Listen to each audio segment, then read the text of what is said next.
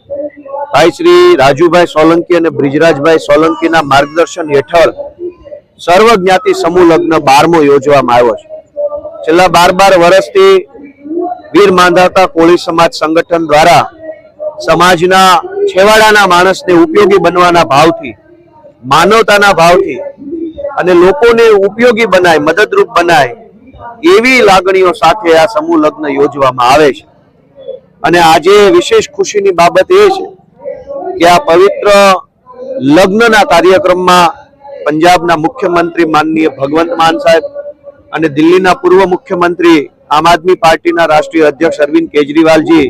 નવદંપતિઓને આશીર્વાદ આપવા માટે આવ્યા છે। આપણા ભાવનગરની ધરતી ઉપર આટલા મોંઘારા મહેમાનો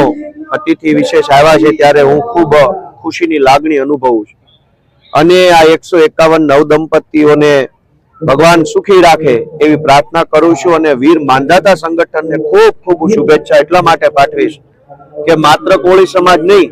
તમામ સમાજની દીકરીઓના સમૂહ લગ્ન કરાવવાનું કામ,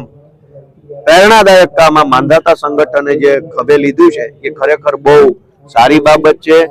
તમામ કાર્યકર્તાઓ જે વીર માંધાતા સંગઠન સાથે જોડાયેલા છે, સૌ હોદ્દેદારો, સૌ સૈનિકો જેણે આ કાર્યક્રમ સફળ બનાવવામાં યોગદાન આપ્યું છે, બધાને મારી શુભેચ્છાઓ છે।